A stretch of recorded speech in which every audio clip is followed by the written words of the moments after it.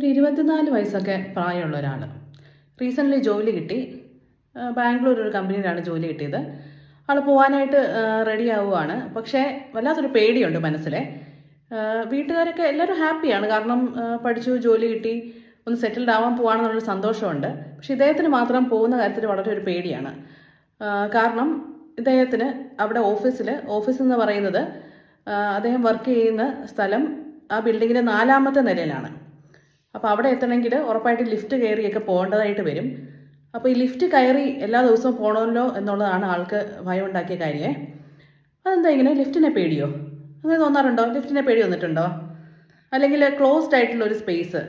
ചില ആൾക്കാർ പറയും അവരുടെ സ്വന്തം വീട്ടിൽ ഒരു റൂം അടച്ചിട്ട് ഇരിക്കേണ്ടി വരികയാണ്, ജനലുകളൊക്കെ ക്ലോസ്ഡ് ആണെങ്കിൽ പേടി വരാറുണ്ടെന്ന് പറയാറുണ്ട്. സ്വന്തം വീട്ടിലാണെങ്കിൽ പോലും ഒരു കംഫർട്ട് തോന്നാറില്ല, ശ്വാസം മുട്ടുന്ന പോലെ തോന്നുന്നു.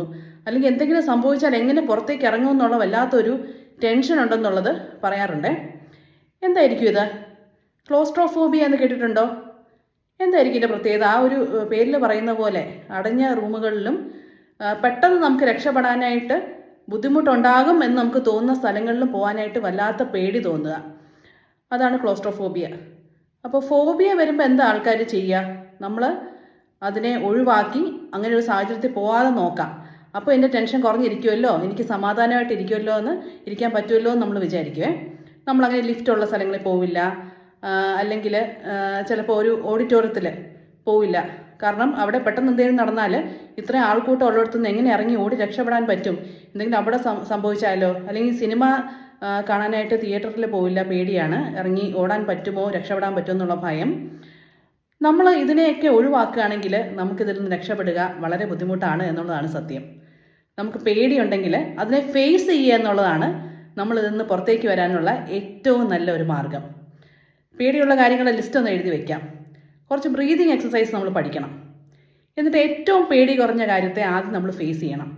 അങ്ങനെ പതുക്കെയാണെങ്കിൽ നമുക്കിതിനെ ഫേസ് ചെയ്ത് ധൈര്യപൂർവ്വം ഈസി ആയിട്ട്, പിന്നെ മുൻപുണ്ടായിരുന്ന ഒരു ഭയങ്ങളും ഇല്ലാതെ ഈസി ആയിട്ട് നമുക്ക് ജീവിക്കാൻ പറ്റും.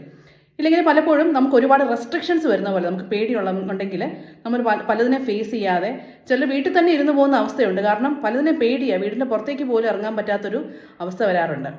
അപ്പോൾ ഒരു സൈക്കോളജിസ്റ്റിൻ്റെ ഹെൽപ്പ് ഉണ്ടെങ്കിൽ ആയിരിക്കും കുറച്ചുകൂടി ഈസി ആയിട്ട് ചെയ്യാൻ പറ്റുക. കാരണം ഈ ഫോബിയയെ പറ്റി പല കാര്യങ്ങളും മനസ്സിലാക്കിയെടുക്കാനുണ്ട്, നമ്മുടെ ചിന്താഗതികളിൽ മാറ്റം വരുത്താനായിട്ടുണ്ട്. അപ്പോൾ അങ്ങനെ പതുക്കെ ധൈര്യപൂർവ്വം ഫേസ് ചെയ്ത് നമുക്ക് നമ്മുടെ ഭയങ്ങളെ ഓവർകം ചെയ്ത് സമാധാനമായിട്ട് മുന്നോട്ട് പോകാനായിട്ട് ശ്രമിക്കാം.